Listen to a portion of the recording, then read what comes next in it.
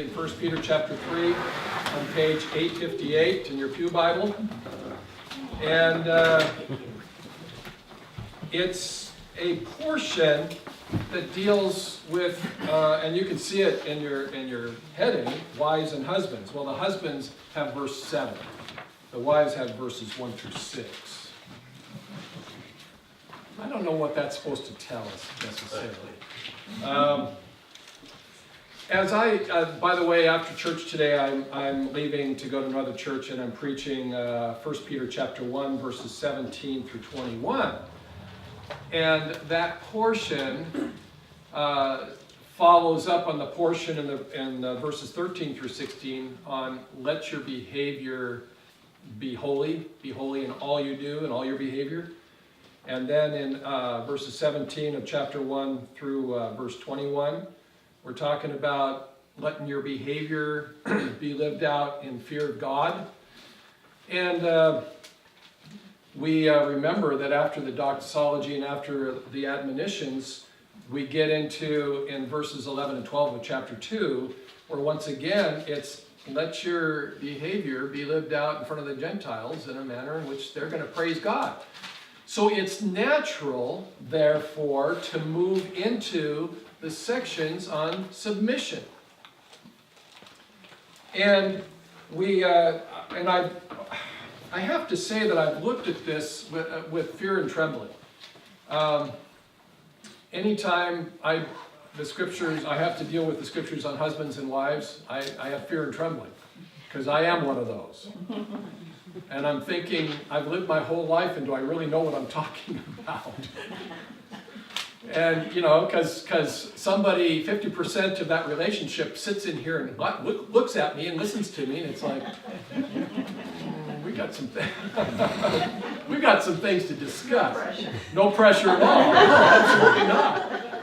But it's funny, as I was going through verses 1 through 6 again, because I'll deal with verse 7, the husbands, when I get back from Portland. Looking at verses 1 through 6, as I was reading it in the Greek, not the English. I mean, the English, man, sometimes I just get upset with the English. Even translations that I really love and respect, I get upset because they don't present it as it does in the Greek. And in the Greek, it's much more toned down than it is in the English. In the English, it's like almost in your face with a finger, poked in your nose. And in the Greek, it's just not. It's like, we're going to have a discussion. We're going to, first of all, lay out the plan on your dealing with the government, and that was verses 13 through, 13 through 17 of chapter 2. And then we're going to deal with house slaves. And it's kind of like in that tone of voice. House slaves. Continue to be submissive to those who are your masters. And we get to verse 1. Wives, likewise, that is in the same way as house slaves, continue in submission to their own husbands. It's not even to your own husbands, it's to their own husbands. He's talking, again, in the broad strokes, the paint strokes, across this whole landscape of relationships, dealing with classes of people, because that's what these are. Classes of people whose lives need to be transformed in confirmation to the salvation, which, if you remember in 1 Peter chapter 1, was like big eye-opening stuff in the doxology. Verses 3 through 12 of chapter 1 is this huge doxology dealing with God and us and our salvation, and concluding with the fact that the angels have a deep desire to look into this with comprehension. And then he moves on to the admonitions, and it's just natural for us to be in this position to deal with our attitudes in placing ourselves in appropriate relationship with somebody else. And that's what submission is. The big issue here in the English is our word submission. We always look at it as bowing. In fact, this passage, in a sense, doesn't help, again, in the English, but I'll try to explain that. the English words in the concept, especially when we get to Sarah calling her husband Lord. And it's like, I thought I comprehended it. Now I'm back to living with my Lord husband. And it's like, well, let's relax and let's listen to what the scriptures have to say. So, in verses 1 and 2, we had, in the same manner as house servants, wives continuing in subjection. So it's not finger pointing, it's actually saying, encouraging what they're already doing to their own husbands, in order that, and the gist of this is that without even any argument, with the husbands knowing the facts, and that's important, of why the wife has been transformed, and the reason she's acting the way she is, he will be won over to the gospel. Not by her words and arguments, but rather by her lifestyle. That's huge! And so we carry that through into verse 3, where he, and his point here in verse 3 will be fulfilled or explained or played out. In essence, we have this and this. In verse 3 we have this, in verse 4 we have this. So in verse 3, he says, the ones, or let, whose let be not external adornment. Okay, now, don't take this as, I mean, some people take scripture and just, I don't even know how they get there from here, but, you know, don't use lipstick, don't use eyeshadow, don't comb your hair. I knew a woman in ministry who looked like Miss Frump. I mean, it's like, you're not a bad-looking woman, but every time I see you, I'm depressed. Your clothing is awful, and your hairstyle is awful, and you never do anything to help yourself. And I think she used this passage. But that's not what we're talking about here. And by the way, some of these advertisements that used to be, I haven't seen them in a long time, but these, I don't even know what they're called. It's not the Flowbee, because that's for men, but it was something the women could make their hair into braids and stuff in, what, 5 minutes, 2 minutes, 1 minute. You stick it in and pull it out and it's done. Whatever. But I looked at that and said, whoa, that's pretty. So we're not saying don't do this. That's not the point. It's talking about, because we'll see again in verse 4, he says, let not the adornment be external, with the plaiting or the braiding of hair. And the Greek word order here makes my eyes go like this. So most of the translations are fine. It deals with the hair, and it deals with the clothing. It deals with the ultimate accoutrements, exterior accoutrements. He says, let it not be that. Verse 4, huge. But, don't you love it? And some of these things are so clear that if you missed them, you'd have to be asleep with your eyes closed. So, but, let it be, that was the concept from verse 3, but let it be the hidden man of the heart. And don't be afraid by the word man. I mean, that's what it is. It's anthropos, it's man. But it's talking about let it be the hidden character, the person who is inside is what he's saying. Let it be the person who is inside. Get my eyes back onto my Greek. Into, or in connection with, rather, the imperishable. So everything we talked about, the hair, the clothing, the accoutrements, the gold, the jewelry, all that is not imperishable. All that will perish. But what is imperishable is that which is inside, the real you. And that's what he says. Let the adornment be that which is in the interior, the imperishable, which is of tranquility and of quietness. Now of the Spirit. And that'll read differently in your translations, but this passage has been frustrating in the English. It just has, and I don't care which translation it is. It's just been frustrating because of the tenses that are obvious in the Greek and the lack of paying attention to them in the English. And it's like, what are you guys thinking? It just is frustrating. I'm not even a scholar. I'm just looking at what I know, and it's like, man, who was doing this? Anyway, enough of Wayne Lidbeck saying his thoughts that way. So, but the hidden man of the heart, in connection with the imperishable of the tranquil and the quiet spirit. And with that tranquil and quiet, those words are twin sisters. So the tranquil can be quiet, tranquil, peaceful. The quiet can be mild, benevolent, humane. And they're like Mutt and Jeff, peanut butter and jelly. They're just, it's evident that we're talking about something that when you meet it, the blood pressure goes down. All right, got that? So it's that kind of spirit, not a confrontational spirit. Which, by the way, that spirit, and that's the internal person, that spirit finds favor in the sight of God. It's precious in the sight of God, and in the presence of God, and that's exactly what it is. It has great value. It's very precious.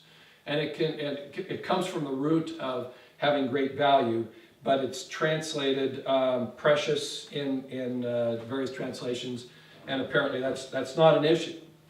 It's not an issue. It's precious because it's greatness in the end. And that's the two Greek words put together, greatness and the end. And it's greatness in the end. It has great value. It's precious in God's sight. So you look at the gal, the gal who is married, and then you take that whole class of women who are married to their husbands, and this class of women that are married to their husbands are all believers. Because we're not talking about the world. The world doesn't get this. The world can't get it. They can't participate in it. Back in verse 3, there was fear mentioned. Back in verse 2, when they are observed, they observe the conduct conducted in fear, and this fear would be in the fear of God. Well, the world doesn't fear God. The world doesn't acknowledge God. It doesn't work with God. But women who know Jesus live in the respect of God. And we covered that back in chapter 1 and again in chapter 2, and we find it again here lived out in the wives' lives in chapter 3. So, in verse 4 then, we have we had the non-plaiting of hair, etc. in verse 3. We have the whole inner person that shines through. And we could go to our discussion from 1 John on light and darkness and how Christians' lives shine through in the strangest places. And I can go back to the story of my wife who was at work, and at most places of work you can't speak about Jesus on pain of being fired, but people knew she was a Christian anyway, just by the light that was shining from her. Pardon my French. And it's like, I never looked funny at you when you use those words. Pardon my French. It's like, people get it. Well, husbands, unsaved husbands will also get it. They will see what is shining forth from the interior of the wife. And she could have her braided hair and her gold and crusted dress and her jewelry and have a rotten attitude, and he would say, well, pretty on the outside, ugly on the inside. But he could look at her and say, there's something about you. I notice, and I'm impressed. he moves on with an illustration, a broad stroke illustration in verse 5, and then brings it down to a single illustration in verse 6. In verse 5, it says, thus, for thus, and its for is looking into the example that's coming up that he's going to refer to.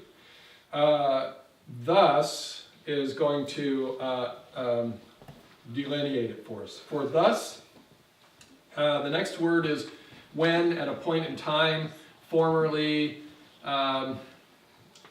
What he's doing is he's giving an example, so he's looking backwards to the Old Testament. And he says, for thus, formerly, or when, or at some previous time, also the holy wives,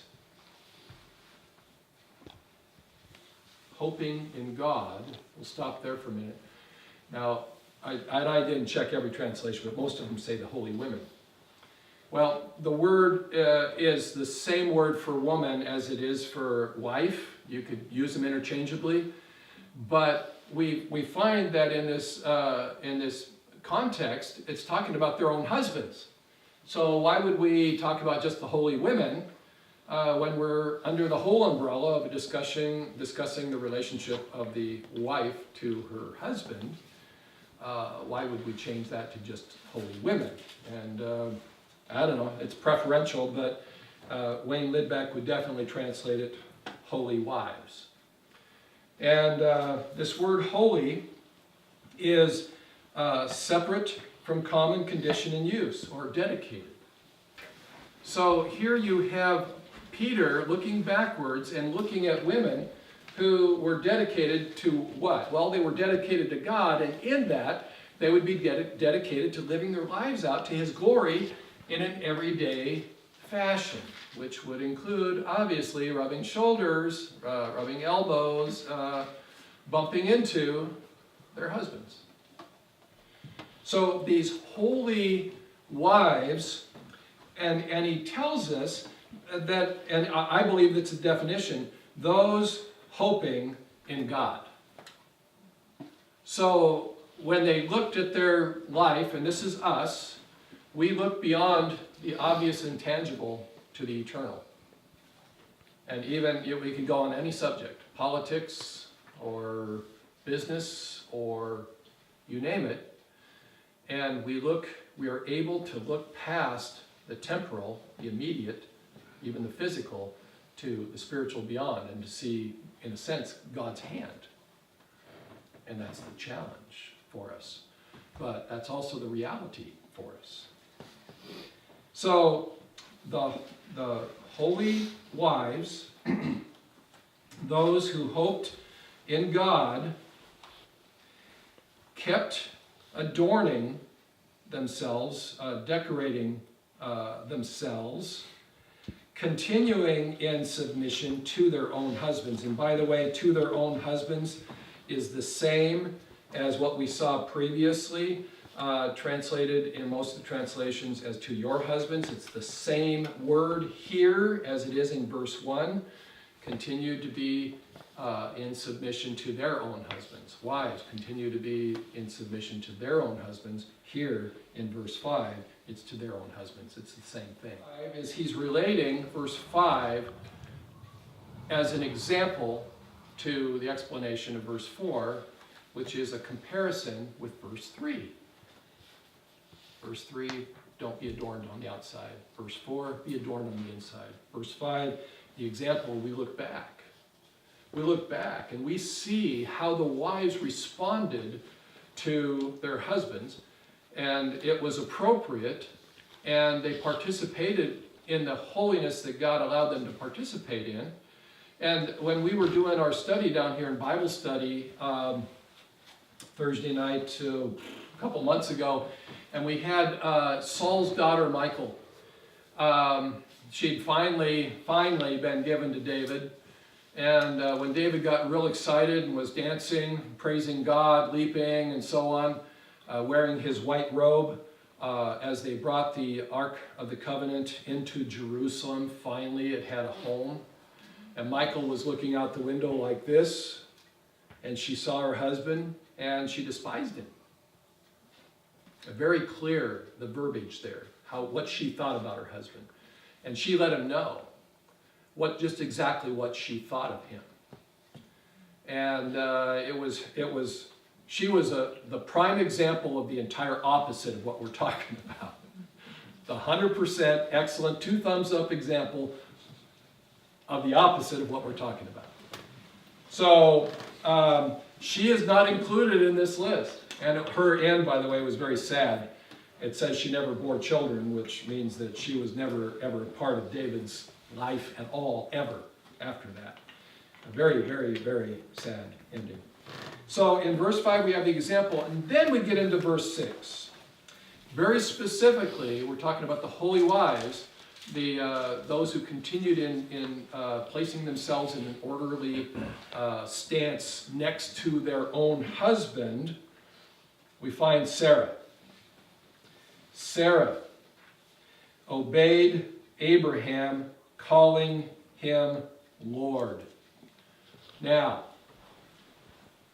we read that, and from the world's standpoint, there's this horrible screeching, smelling of smoke coming up from the tires as they come to a screeching halt, because the female population who have wedding rings on attached to this man standing next to him says, "Whoa, obey my husband and call him Lord? You know what? We're looking for a new pastor." I'm just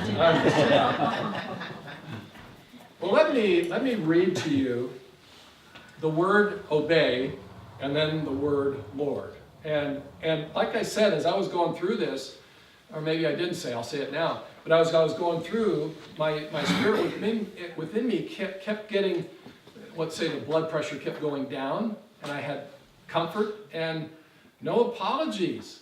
And the reason for that, I was realizing that what I'm studying and what I'm looking at is kind of like nothing I've ever heard preached from my childhood. Remember, I went to church as a kid. I was there every Sunday, and I heard a lot of preachers preach on a lot of things, which included this. And it's kind of like everybody didn't pay attention. It's like, come on, let's pay attention. So, first of all, the word has from the word listen to, and in front of it is, I don't want to say hyper, but I could. Hyper listen to, all right? Or you could say listening under. So there's just within the words itself, you have maybe a mental picture. But this, in the New Testament, it means to render submissive acceptance. In the absolute sense, it means to be submissive. And in the English, we have translated obey. Now, in some manners, those are the same, but in other manners, they're not.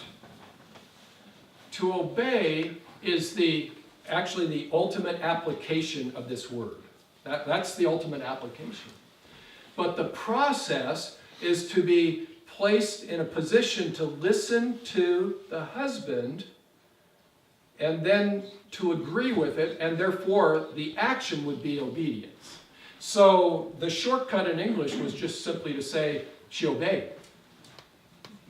But there is actually a moving picture here of getting there from here.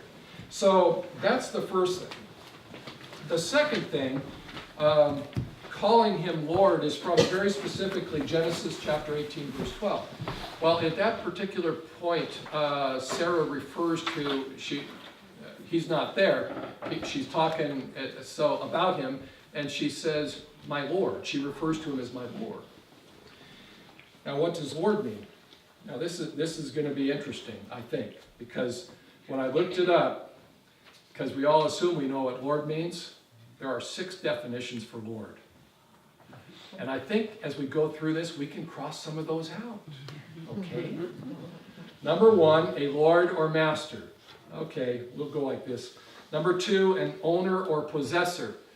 Well, owner is harsh, but possessor, I mean, when you think of Wayne and Kathy, we own each other. I mean, in a real sense, I belong to her and she belongs to me. So, okay, that can work. Number 3, Lord is a sovereign. That's where we start, the ship starts to take on more water and sink. Number 4, a deity. I think we can cross that one off. Number 5, Jesus. I think we can cross that one off. So we're doing okay. We've lost at least 2. And the last one is a term of respect of various force. So sir or Lord. And so when you cross out deity, and then you kind of, I'm going to say really, because I don't think it fits here, cross out sovereign. We cross out Jesus, that leaves us with 3. A Lord or Master, and I'm going to say that based upon my knowledge of Abraham and Sarah, I'm going to cross that one off. So now we're down to 2. An owner or possessor, or a term of respect of various force. And when it comes to an owner or possessor, the way I see a husband and wife operate is I accept that definition as long as the wife gets to also own the husband. In other words, it's a dual partnership. We both sign on the line. Okay, this is called the Lidbeck home. You sign here, I sign here, you own it, I own it, okay? That's how I buy into that. But if she's my property and I can treat her, if I want to run her to the ground or do whatever I want with her, then I cross it off. So the last one then, and this of course is me speaking, I think we can cross out 2 absolutes, and then the others, they come with various degrees of preferences, but after you do more study and looking at the holy women and the relationships of these men with their wives, I think we're down to a term of respect. My Lord, she referred to him, my Lord Abraham.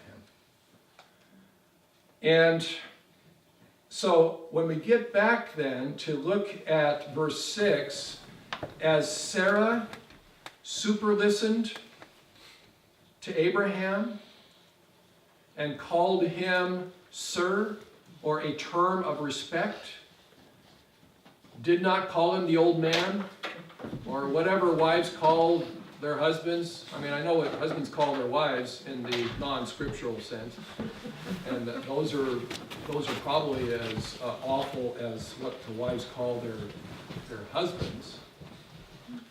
But as Sarah super listened to Abraham and called him with respect, sir. Man, I'm sitting here going, I get it. I like it.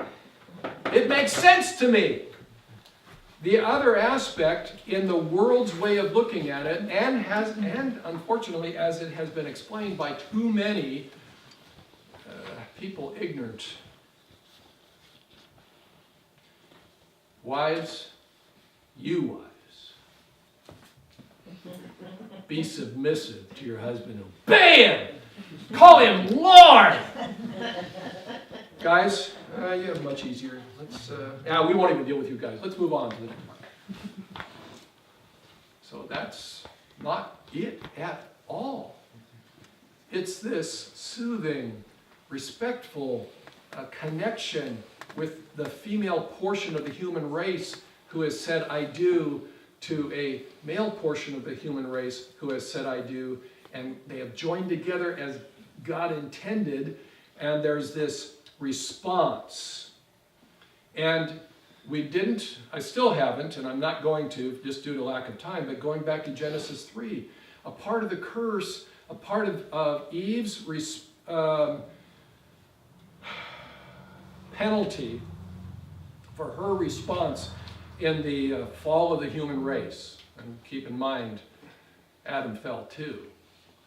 But the wife, right there, when they were like this, the wife was shifted to here. And it says very specifically, she will always be looking to her husband for leadership. And that's the way it goes. And when the wife places herself in an orderly arrangement with her husband, notice there's still a circle. But the husband's the one who's going to be looking at the father saying, God, I got this problem with my wife. And he says, and I know who the problem is, sir. Because we'll get to that. We'll get to that in verse 7. So let's finish up quick with what's left. It says, calling him sir, or that which has respect. Then, whose children you became, and this would be children, we go back to chapter 1, verse 16, children of obedience, okay, children of God in relation through Jesus Christ. Sarah was a child of God. Remember, she was one of the holy ones who placed her hope in God. And like her wives, you became children. You became children of Sarah's. That is not Sarah's children specifically, but the attitude, the participation in the relationship as Sarah. Continuing, doing good, and not fearing a single terrifying. And that's not how it reads in the English. The English changed the aorist to a present. It's not a present. It's a historical aorist. It happened. It happened at a point in time. And the other two are participles, and they are not the cause, but they are the result of this becoming a part of the family of God as a child of God. It is the result, not the cause. So most of your translations will add the word if, making the becoming children a condition if you do this. That's not how it reads at all. It's not in there. There's no if. It reads, whose children you became, continuing doing good, and not fearing with a single terrifying or dismay or consternation. And I look at the English and I go, do you guys not know what a participle is? Do you guys not know what the aorist is? Do you not know what the present, it just frustrates me. And the reason for my frustration is because when it gets down to it, things like this in the world's way of thinking is why they don't come to church. Because I know I'm going to come to church and the pastor's going to point to me and say, you're a woman, you're married, he's your Lord, obey him. You. All right, you got it? It's like, that's not what this is saying. And I think you've been able to travel with me down this road. We've connected the dots all the way back, and we've seen how the behavior has to reflect the reality of the inside. And when it comes to women, how do women respond to their husbands? This is how. I spent 2 weeks explaining this, but this is how, and the simplicity of it. But it hasn't been an easy journey, and I started out with fear and trembling, and I am so relaxed with this. I do not feel like I need to sit down, fold my arms, and feel defensive at all, because I see what Peter is saying, and the finger pointing is not there. So, wives, you should actually feel good. What you're really going to feel good about is when I get to the men. You're really going to feel good, because then it's going to be, well, okay, now the circle is literally complete. It all makes sense. And there has been a reason for this, but we'll have to get there from here. All right. Well, we're going to close in prayer, and we're going to sing a last song, then we're going to skedaddle. Father, you are good and gracious, and we love you like crazy. We don't pay attention to you enough, and That's a part of what we need to continue to remember. We can't just pick and choose, well, I don't like this passage, or I do like this passage, or I'm going to apply this to this way, because the whole thing is application. If we address you as Father, you impartially judge, and you judge each man's work according to our own behavior, and our behavior has to be in submission to what you have said, and the word submission is what we rebel against most of the time. So Lord, allow us to not be in rebellion, but rather let us submit to those things which we need to submit to, the things that you lay out for us. And then as each of us confronts our own life, because my footprints are not going to be walking where others are walking today, then allow us to see how we are to apply this where we live. Lord, we need you. We need you like crazy. May we give you the glory in all we say and do. We pray in Jesus' name. Amen. Amen.